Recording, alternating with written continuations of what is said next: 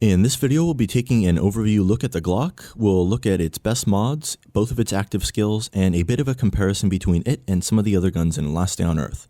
Now, as you can see here, an unmodded Glock is not the best option when you're going up against quite a few enemies, and it is really not that powerful when it's unmodded. But the cool thing about the Glock is that you can get your hands on a ton of them very easily because they are available in all of the Bunker Alpha chests. So you can get them with green, yellow, and red coupons. Now, an unmodded Glock, as you can see here, like I said before, it does not have much stopping power, and we had to reposition a lot of times to take out a floater bloater. Now I've switched over to a fully modded Glock, and as you can see, it finished him off extremely quickly. So the Glock becomes much more interesting when you take the time to mod it, and I'm going to show you the mods that I use to get the best possible performance out of this gun.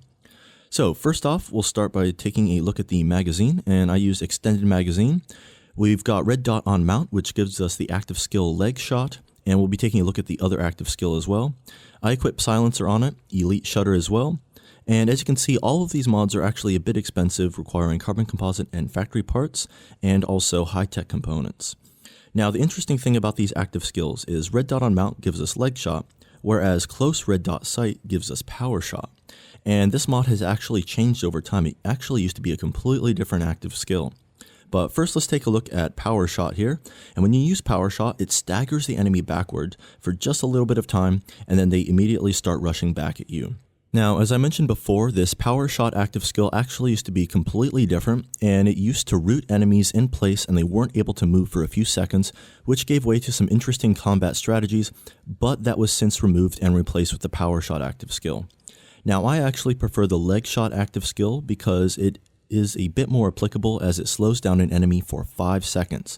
I'm actually going to use it here against the big one, and as you can see, you take that aiming stance and any enemy hit by that shot is slowed down for 5 seconds. This is great for fast moving and heavy hitting enemies like Frenzy Giants in Bunker Alpha hard mode. When they start sprinting at you, it allows you to have a little bit more leeway to dole out some damage so they don't immediately kill you.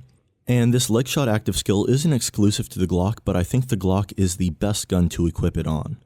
Now, we're going to do a bit of a stopping power test. As you can see, I'm at the hallway in hard mode of Bunker Alpha, and I've used the same test for the AK-47 and Mini Uzi, and none of the enemies were able to hit me when I used those two guns. As you can see, the Glock does not have quite the same stopping power, and they got a hit off on me.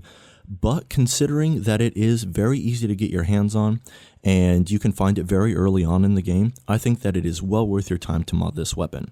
If you're interested in checking out any other of my gun mod episodes and overviews, I have them in an LDOE log playlist, along with lots of other helpful, informational Last Day on Earth content. I've got over 30 videos in that playlist now.